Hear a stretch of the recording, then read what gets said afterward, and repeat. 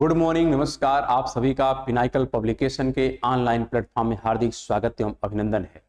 मैं सुरेश धर दुबे पुनः आप लोगों के समक्ष एसएससी जनरल स्टडी के अंतर्गत क्वालिटी सेशन के साथ उपस्थित हूं। इस प्लेटफॉर्म के माध्यम से एसएससी जनरल स्टडी की तैयारी हेतु इंग्लिश और हिंदी मीडियम में बुक अवेलेबल कराई गई है। यहाँ पर 6500 प्लस क्वेश्चन का कलेक्शन चैप्टर वाइज ऑर्डर में किया गया है, जिसका एक्सप्लेनेशन काफी बेहतर ढंग से एनालिसिस रूप में दिया गया है।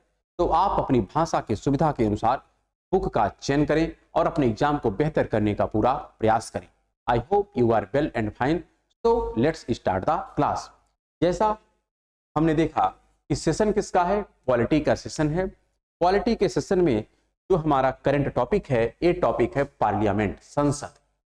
पार्लियामेंट के कुछ क्वेश्चन का डिस्कशन हम लोग प्रीवियस एपिसोड में कर चुके हैं और कुछ प्रश्नों की चर्चा आज के एपिसोड में हम लोग डिस्कस करेंगे। तो आइए देखते हैं यहां पर जो नेक्स्ट क्वेश्चन है ये क्या लिखा गया है। यहां पर नेक्स्ट क्वेश्चन है, which of the following states has 2 houses in its state legislature. निम्नलिखित में से किस राज्य के राज्य विधानमंडल में 2 सदन हैं। वैसे केवल 6 ही ऐसे स्टेट हैं। कितने स्टेट हैं? केवल 6 जिनके पास 2 हाउस है। एक आपका लेजिस्लेटिव काउंसिल है और एक लेजिस्लेटिव असेंबली है, 2 ही है। यहां पर कौन कौन से हैं? एक आपको मिलता है उत्तर प्रदेश, साथ में मिलता है बिहार, ये हो गया। फिर आप महाराष्ट्र की बात करते हैं और कर्नाटका की बात करते हैं। फिर आ जाता है आंध्र प्रदेश आता है और तेलंगाना आता है। कौन आता है? तेलंगाना आता है। तो यहां पर आंध्र प्रदेश और तेलंगाना, महाराष्ट्र, कर्नाटका, यूपी और बिहार, मात्र ये 6 स्टेट हैं जहां पर 2 हाउस हैं, एक अपर हाउस और एक लोअर हाउस। यहां पर ऑप्शन क्या दिया है? ऑप्शन दिया है गुजरात। क्या गुजरात में है? क्या नहीं, गुजरात में लेजिस्लेटिव काउंसिल नहीं है। फिर कह रहा है महाराष्ट्र, महाराष्ट्र में तो है, सही। फिर लिख रहा राजस्थान में नहीं है, झारखंड में नहीं है। तो correct answer of this question is B. आते हैं नेक्स्ट क्वेश्चन पर। और नेक्स्ट क्वेश्चन कितना है? यहां पर जो नेक्स्ट क्वेश्चन लिखा गया है, The state legislative assembly has a strength of with exception for smaller state। छोटे राज्यों के कुछ अपवादों के अतिरिक्त, छोटे राज्यों के कुछ अपवादों के अतिरिक्त जो राज्य विधानसभा है में सदस्यों की संख्या होती है, नॉर्मल जो कंडीशन है विधानसभा के सदस्यों की, यह कितनी है? तो यह क्लियर आप रखिएगा, 60 से लेकर के 500 के मध्य, 60 से लेकर के 500 के मध्य में होती है। लेकिन कुछ ऐसे स्टेट हैं जिनका सीट 60 से भी कम है, जैसे सिक्किम हो गया, गोवा हो गया, इन सब की सीट कम है। तो यहां पर ऑप्शन दिया है 600 से लेकर के 1000 सीट है नहीं, 60 से लेकर के 500 सीट, तो ये सही है। फिर लिख रहा 50 से लेकर के 400, तो ये भी नहीं है। फिर लिख रहा 10 से लेकर के 100, ये भी नहीं। Correct answer is B. आते हैं नेक्स्ट क्वेश्चन पर। नेक्स्ट क्वेश्चन जो लिखा गया है, Amit wants to contest for Lok Sabha election in India. What is the maximum limit of constituency that he can contest?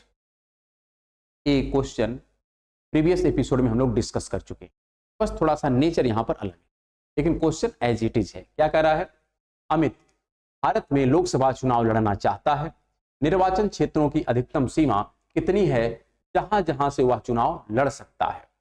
हमने पहले क्लियर कर दिया। ऑप्शन क्या दे रहा है? आनंद जितना मर्जी उतना से लड़े, नहीं। फिर कह रहा 2, ये ठीक है। फिर कह रहा 3, गलत। फिर कह रहा 1, ये भी गलत है। तो यहां पर सही कौन सा है? 2 सीट पर वह इलेक्शन लड़ सकता है। जबकि पहले जो प्रोविजन था वो कितना था? तो वहां पर हम लोग डिस्कस किए थे कि 2 से अधिक सीट पर चुनाव लड़ सकता है। लेकिन वर्तमान जो स्टेटस है, करंट स्टेटस है, मैक्सिमम 2 सीट से ही वह चुनाव लड़ सकता है। तो correct answer of this question is B. आते हैं नेक्स्ट पर। नेक्स्ट यहां पर लिखा गया है, the parliament while in session begins with a. सत्र के दौरान संसद से शुरू होती है। यहां पर ऑप्शन लिख रहा है शून्यकाल से शुरू होता है, अर्थात जैसे मान लेते हैं बैठक प्रारंभ हुई, पार्लियामेंट की डेली बैठक चलती है, जब उसका सेशन रहता है, सत्र रहता है, तो सेशन का मतलब होता है जैसे समर सेशन, विंटर सेशन है, मानसून सेशन है। तो तो यहाँ पर सेशन में पर डे जो बैठक होती है उसको कहते हैं सत्र। क्या कहते हैं? सत्र। पर डे जो बैठक होती है उसको क्या कहते हैं हम लोग? सत्र कहते हैं। क्या कहते हैं? सत्र। तो यहाँ पर जो सेशन है यही सत्र है। तो जो पर डे बैठक होती है, जो सेशन होता है, उसकी शुरुआत में क्या कार्य होता है? प्रारंभिक कौन सा कार्य होता है? लिख रहा है शून्यकाल होता है, फिर कह रहा है अवकाश होता है। तो जब बैठक शुरू ही हुई तो वहां पर अवकाश होगा क्या? नहीं। फिर रहेगा प्रश्नकाल होता है, फिर कह रहा है कॉलिंग अटेंशन मोशन होता है। तो यहाँ पर जो शुरुआत होती है यह क्वेश्चन आवर से होती है। किससे होती है? क्वेश्चन आवर्स होती है। क्वेश्चन आवर का जो ड्यूरेशन होता है यह 11 बजे से लेकर के या 12 बजे का जो टाइम पीरियड होता है, इस दौरान आपका चलता है क्या? क्वेश्चन आवर होता है। इसके पश्चात का जो टाइम फ्रेम होता है यानी 12 से लेकर के 1, इसको हम कहते हैं शून्यकाल। ये क्या होता है? शून्यकाल। यह 12 बजे से प्रारंभ होता है और कब तक चलता है? 1 बजे तक चलता है। तो यहां पर जो करेक्ट आंसर हो जाएगा ये हो जाएगा आपका सी। इसी प्रकार जो लास्ट का आधा घंटा होता है 4:30, क्या होता है? 4:30 टू यहां पर हम कह सकते हैं 5, 4:30 टू 5 यहां पर जो है, चलिए टू 5, ये जो आपका कहलाता है इसको कहते हैं आधे घंटे की परिचर्चा। क्या कहते हैं? आधे घंटे की परिचर्चा। तो यहां पर कभी काल ये भी प्रश्न पूछा जाता है कि आधे घंटे की परिचर्चा का टाइम फ्रेम क्या है? तो 4:30 टू 5, जबकि प्रश्नकाल का टाइम क्या है? क्वेश्चनियर का टाइम क्या है? 11 से 12, और शून्यकाल का टाइम क्या है? 12 से 1। ये टाइम फ्रेम आपको याद रखना है। सो हम लोग आते हैं नेक्स्ट क्वेश्चन पर। और नेक्स्ट क्वेश्चन यहां पर देखते हैं क्या है लिखा गया है। According to the Indian constitution the House of People shall consist of not more than members to represent the union territories।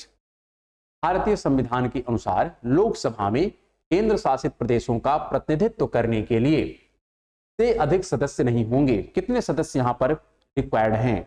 Maximum लिख रहा है 30, फिर लिख रहा है 20, फिर लिख रहा है यहां पर 15, फिर लिख रहा है 35। क्या लिख रहा है? 35।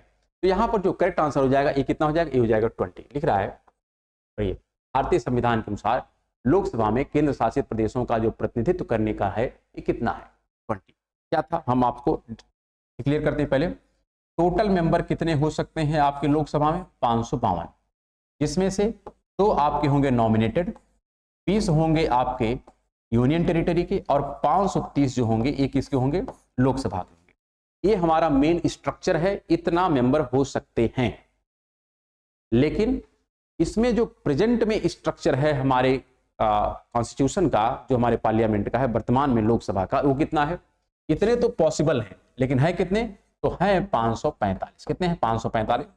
इसमें से 2 आपके नॉमिनेटेड हैं, 13 आपके कहां से हैं? यूनियन टेरिटरी के हैं, और 530 जो हैं यह आपको कहां से मिलते हैं? तो यह आपके और स्टेट से मिलते हैं। तो टोटल मिला के अभी करंट जो स्टेटस है ये कितना है? 545 है। और करंट में जो हमारे यूनियन टेरिटरी के मेंबर है कितने हैं? 13 है। तो यहां पर जो आंसर आपको देना है यह मेन फ्रेम के अनुसार देना है। जो मेन फ्रेम हमारा है 552 का, इसके अनुसार क्या है? मैक्सिमम पॉसिबल कितना यहां पर सीट है किसके लिए? यूनियन टेरिटरी के लिए। तो 20 है। कितनी है? 20 है। तो correct answer of this question is B. आते हैं नेक्स्ट क्वेश्चन पर। नेक्स्ट क्वेश्चन यहां पर लिखा गया है how many organs of government are there according to the Indian constitution. भारतीय संविधान के अनुसार सरकार के कितने अंग हैं? यहां पर बताना है कि सरकार के कितने अंग होते हैं। एक यहां पर लिख रहा है ऑप्शन 2, फिर लिख रहा है 4, लिख रहा है 1 एंड 3। यहां पर कितने अंग होते हैं? यहां पर हम कह सकते हैं हमारे संसद के कितने अंग हो सकते हैं? तो 3 होता है, एक लोकसभा, एक राज्यसभा और एक प्रेसिडेंट। 3 मिलकर के क्या बनते हैं? हमारा पार्लियामेंट बनता है, हमारा संसद बनता है। तो ये correct answer of this question is a. आते हैं हम लोग नेक्स्ट क्वेश्चन पर। और नेक्स्ट क्वेश्चन यहां पर देखते हैं क्या लिखा गया है। लिखा गया है is a motion moved by a member to cut short the debate on matter before the house. कह रहा है किसी सदस्य द्वारा सदन के समक्ष किसी मामले पर बहस को संक्षिप्त करने के लिए पेश किया गया एक प्रस्ताव है। क्या है? यहां पे कह रहा, ध्यान रखिएगा, किसी मामले पर, ठीक है। यहां पर कह रहा क्लोजर, समापन। फिर कह रहा है इसको कहते हैं अविश्वास। क्या कहते हैं? अविश्वास, यानी नॉन कॉन्फिडेंस। फिर कह रहा है इसको प्रिविलेज कहते हैं। क्या कहते हैं? प्रिविलेज कहते हैं। फिर इसी को क्या कह रहा है? इसको सेंसर कहते हैं, निंदा प्रस्ताव कहते हैं। तो यहाँ पर जो क्लियर आपको ध्यान रखना है, इसको कहते हैं समापन। क्या कहते हैं? समापन। किसी सदस्य द्वारा, अर्थात समापन किसी सदस्य द्वारा सदन के समक्ष किसी मामले पर बहस को संक्षिप्त करने के लिए पेश किया गया एक प्रस्ताव होता है, समापन। सो क्या कहते हैं? समापन। So correct answer A, closure. क्या? क्लोजर। तो हम लोग आते हैं नेक्स्ट क्वेश्चन पर। नेक्स्ट यहां पर लिखा गया है, according to the Indian constitution what is the tenure of member of the state legislative council in India. भारतीय संविधान के अनुसार भारत में राज्य विधान परिषद के सदस्यों का कार्यकाल कितना होता है? किसकी बात कर रहा है? क्लियर रखिएगा। राज्य विधान परिषद के सदस्यों का कार्यकाल कितना होता है? यहां पर लिख रहा है 10 year, 3 year, 4 year and 6 year. ये भी क्वेश्चन रिपीट किया है, हम लोग प्रीवियस एपिसोड में इसका भी डिस्कशन कर चुके हैं। और यहां पर आंसर कितना हो जाएगा? 6 ईयर।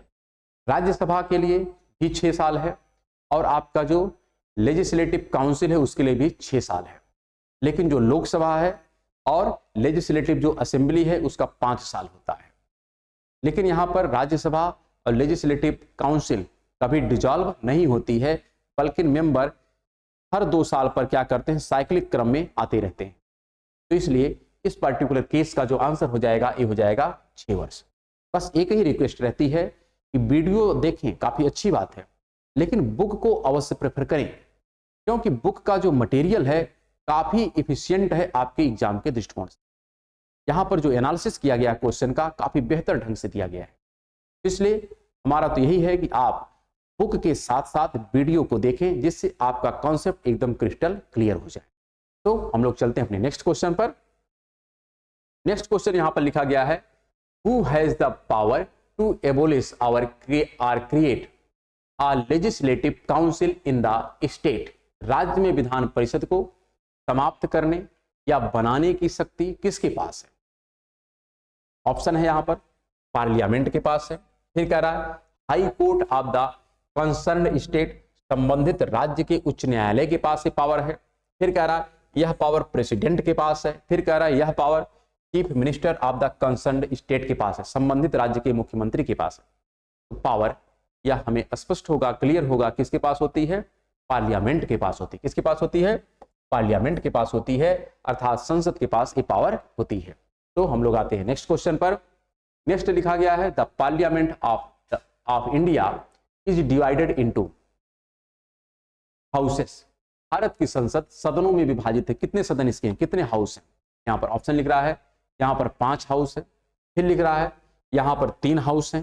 फिर लिख रहा है यहाँ पर 4 हाउस हैं। फिर लिख रहा है यहाँ पर 2 हाउस है। ये तो क्लियर होगा, हमारा जो पार्लियामेंट है इसमें 2 हाउस है। कितने हाउस है? 2 हाउस है। एक अपर हाउस है, एक लोअर हाउस है, अर्थात एक राज्यसभा है और एक लोकसभा है। तो correct answer of this question is D. क्या हो जाएगा? डी। नेक्स्ट क्वेश्चन, यहां पर जो नेक्स्ट क्वेश्चन लिखा गया है, which of the following states has 1 house in its state legislature. निम्नलिखित में से किस राज्य के राज्य विधानमंडल में एक सदन है? एक सदन है। तो 6 स्टेट को छोड़ दिया जाए तो शेष जितने स्टेट हैं सब में एक ही सदन है, लेजिस्लेटिव असेंबली। और वो 6 स्टेट कौन से हैं? एक उत्तर प्रदेश है, एक बिहार है, एक महाराष्ट्र है, एक कर्नाटका है, एक तेलंगाना है और एक आंध्र प्रदेश। इनको छोड़ दिया जाए, बाकी में तो एक ही है। ऑप्शन क्या यहां पर लिखा है? ऑप्शन लिखा है कर्नाटका। तो कर्नाटका में तो 2 है ना, ये तो हो नहीं सकता। यहां पे क्या हो जाएगा? ये हो नहीं सकता। फिर लिख रहा है गुजरात। तो गुजरात तो इस ऑप्शन में था नहीं, तो गुजरात में एक है। क्या है? एक है। फिर लिख रहा आंध्र प्रदेश। तो आंध्र प्रदेश भी नहीं हुआ, क्योंकि यहां पर 2 असेंबली है। फिर यहां पर लिख रहा महाराष्ट्र। महाराष्ट्र में भी 2 है। यहां पर करेक्ट आंसर क्या हो जाएगा? गुजरात। गुजरात में एक ही असेंबली है, वो भी क्या है? लेजिस्लेटिव काउंसिल है। तो correct answer of this question is P. आते हैं नेक्स्ट क्वेश्चन पर। और नेक्स्ट क्वेश्चन यहां पर लिखा गया है, which of the following is not a features of parliamentary government in India. निम्नलिखित में से कौन भारत में संसदीय सरकार की विशेषता नहीं है? संसदीय सरकार की विशेषता नहीं है। ऑप्शन क्या लिखा है यहां पर? फर्स्ट ऑप्शन है membership of the minister in the legislature. विधायिका में मंत्रियों की सदस्यता। तो क्या यह हमारे पार्लियामेंट का भाग है या नहीं है? ये तो कह रहा है संसदीय सरकार की विशेषता नहीं है। Member of the minister in the legislature, विधायिका में मंत्रियों की सदस्यता ये होती है। फिर लिख रहा है अनडिजॉल्व लोअर हाउस, निचले सदन को भंग नहीं किया जा सकता, गलत है। निचले सदन को भंग किया जा सकता है, जो हमारा अपर हाउस है उसको नहीं भंग किया जा सकता है। तो यही क्या है, एक गलत है, क्योंकि हर 5 साल पर इलेक्शन तो होता है ना, और इलेक्शन होने से पूर्व जो हमारी लोकसभा ये डिजॉल्व होती है। क्या होती है, डिजॉल्व होती है। ये क्या हो गया, इनकरेक्ट हो गया, और यदि इनकरेक्ट है तो ये क्या हो जाएगा, हमारा आंसर हो जाएगा। क्या हो जाएगा, आंसर हो जाएगा।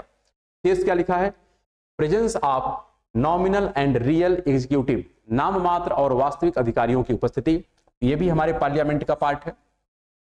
प्रेसिडेंट कैसा है, तो प्रेसिडेंट हमारा कैसा है, ये नॉमिनल है, जबकि हमारा प्राइम मिनिस्टर कैसा है, यह हमारा रियल एग्जीक्यूटिव है। तो इस आधार पर एक करेक्ट है। फिर लिख रहा है यहाँ पर collective responsibility of executive to the legislator, विधायिका के लिए कार्यपालिका की सामूहिक जिम्मेदारी, ये भी करेक्ट है।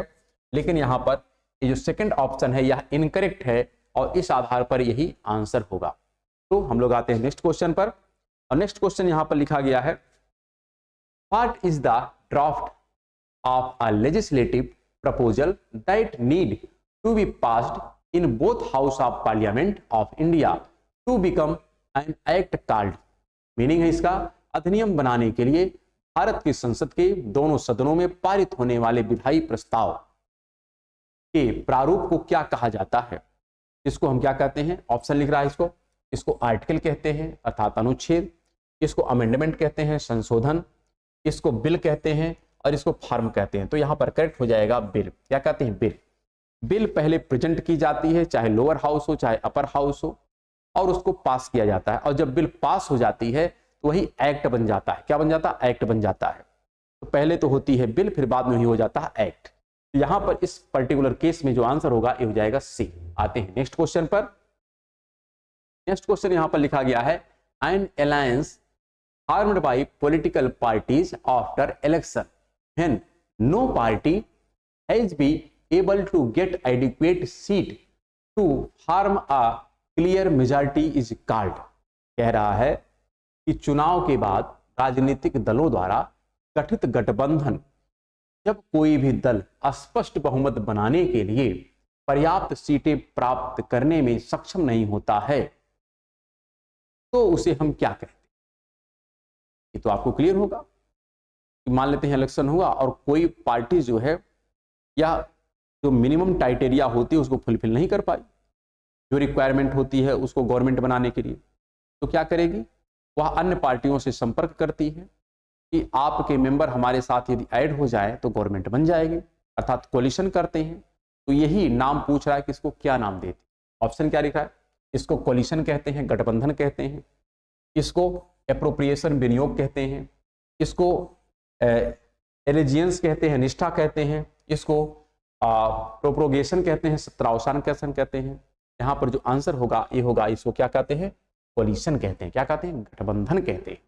जबकि विनियोग का संबंध किससे है, जो हमारा कंसोलिडेटरी फंड है अर्थात जो संचित निधि है वहां से धन निकालने के लिए ये बिल लाई जाती है। तो इस पर्टिकुलर केस का जो आंसर हो जाएगा ए। आते हैं नेक्स्ट क्वेश्चन पर।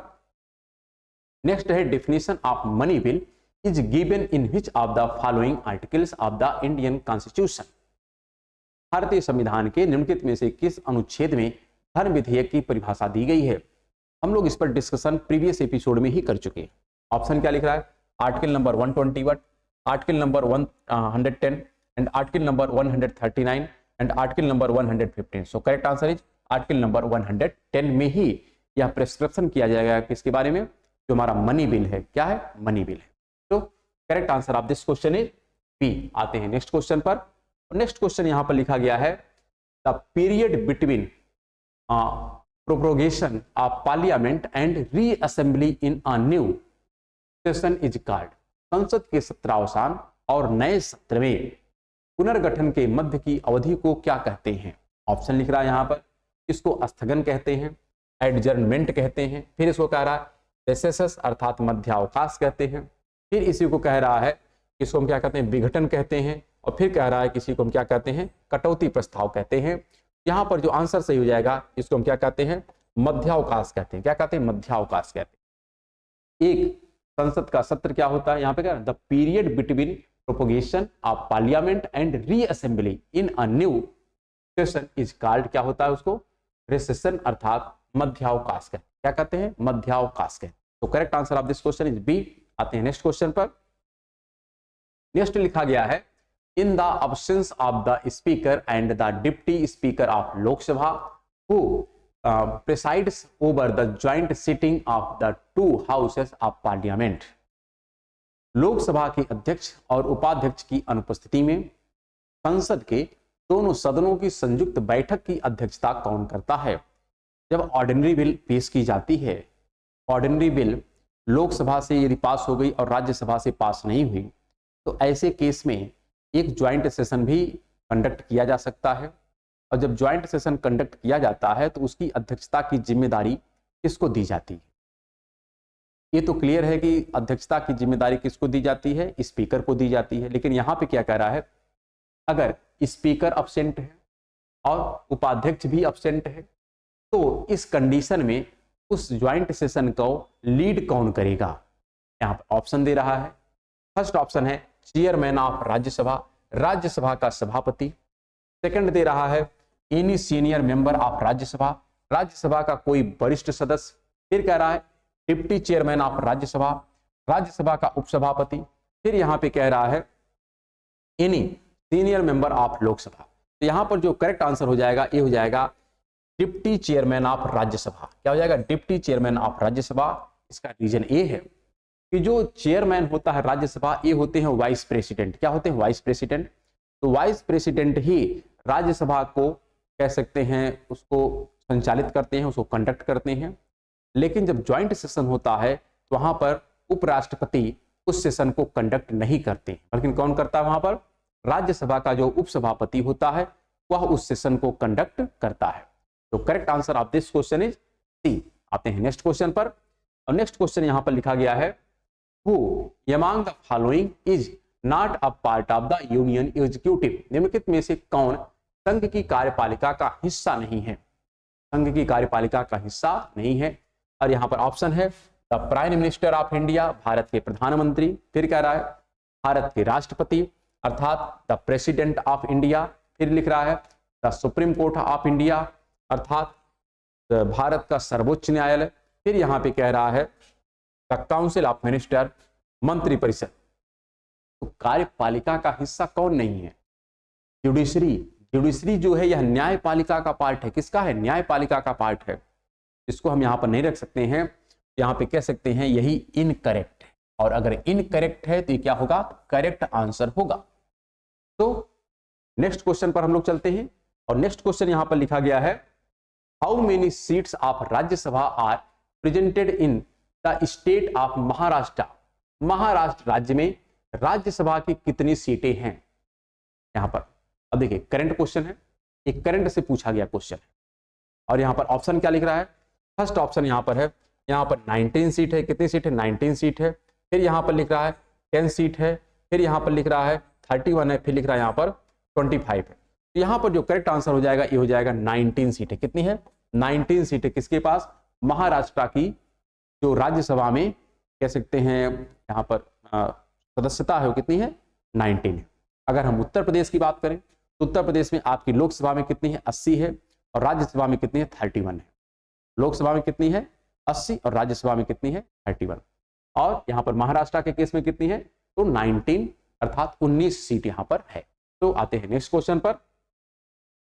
नेक्स्ट क्वेश्चन लिखा गया है, a minister who for any period of is not a member of either house of parliament shall at the expiration of that period ceases to be a minister। एक मंत्री जो कितनी अवधि के लिए संसद के किसी भी सदन का सदस्य नहीं है, उस अवधि की समाप्ति पर मंत्री नहीं रहेगा। यहाँ पर ऑप्शन दे रहा है कि 6 कंसेक्यूटिव मंथ्स, लगातार 6 महीने तक। फिर कह रहा है कि 3 कंसेक्यूटिव मंथ्स, लगातार 3 महीने तक। फिर कह रहा है 4th कंसेक्यूटिव मंथ्स, लगातार 4 महीने तक। फिर कह रहा है 8th कंसेक्यूटिव मंथ। तो यहाँ पर जो करेक्ट आंसर हो जाएगा, ये हो जाएगा 6। क्या हो जाएगा, अगर कोई भी सदस्य, कोई भी मेंबर लगातार 6 महीने तक अगर एब्सेंट है तो वह मंत्री पद पर नहीं रहेगा। तो correct answer of this question is a. आते हैं नेक्स्ट पर।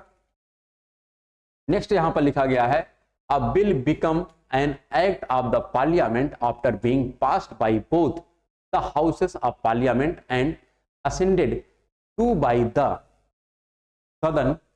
संसद के दोनों सदनों द्वारा पारित होने और द्वारा सहमति के बाद कोई विधेयक संसद का एक अधिनियम बन जाता है। यहां पे कह रहा है प्राइम मिनिस्टर के द्वारा, दोनों पार्लियामेंट ने उसको पास कर दिया है, लोअर हाउस और अपर हाउस। यहां पर और किसकी सहमति चाहिए? यह एक एक्ट बन जाए, जो बिल था क्या बन जाए? एक एक्ट बन जाए। तो क्या यहां पर प्राइम मिनिस्टर की सहमति चाहिए? क्या प्राइम मिनिस्टर की सहमति से कुछ नहीं होने वाला है।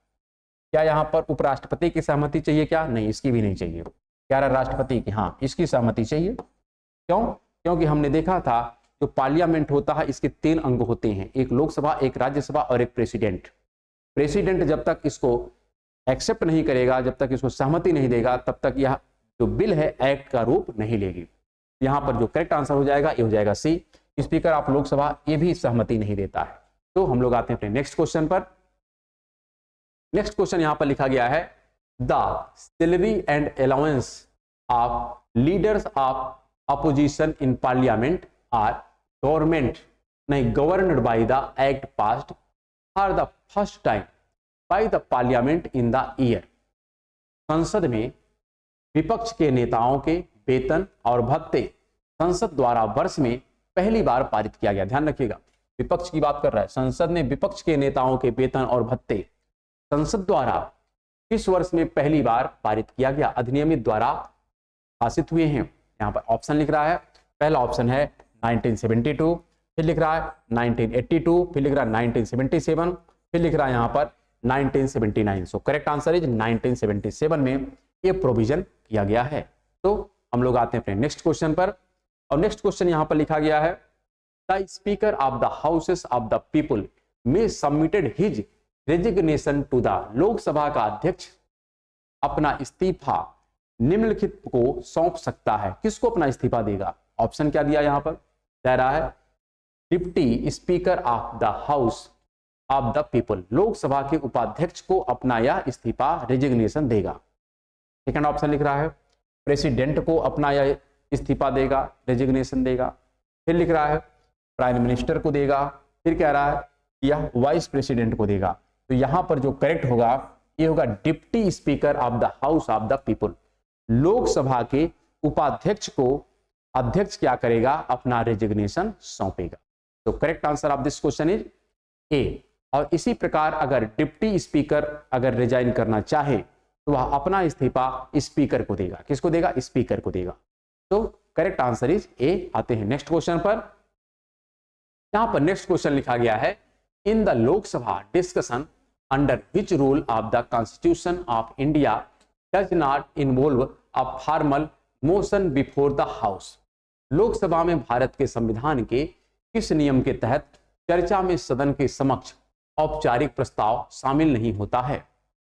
यहां पर ऑप्शन दे रहा है rule number 123, rule number 193, rule number 146 और रूल नंबर 157। तो यहां पर जो करेक्ट आंसर हो जाएगा रूल नंबर 193। लोकसभा में भारत के संविधान के किस नियम के तहत चर्चा में सदन के समक्ष औपचारिक प्रस्ताव शामिल नहीं होता है? वो है रूल नंबर 193। तो correct answer of this question is B. Next question and last question of this episode, that is who among the following appoints the speaker pro tem of the Lok Sabha. निम्नलिखित में से कौन लोकसभा के अध्यक्ष को प्रोटम नियुक्त करता है? प्रोटम स्पीकर उसे कहते हैं कि जब नई कॉन्स्टिट्यूसी या हम कहते हैं जब नया इलेक्शन होता है, 5 वर्षों बाद इलेक्शन कराया जाता है, तो इलेक्शन में सब मेंबर इलेक्ट होके आते हैं।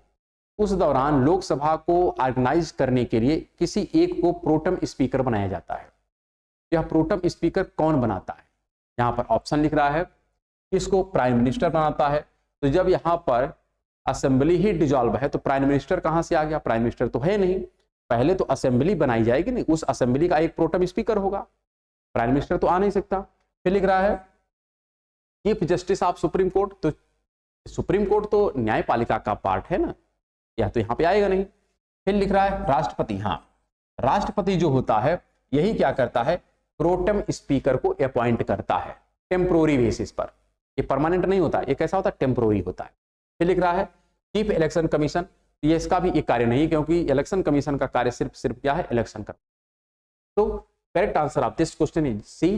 तो यहां पर हम लोग इस क्लास को विराम देते हैं और हम लोग मिलेंगे नेक्स्ट क्लास में। तब तक के लिए नमस्कार, धन्यवाद।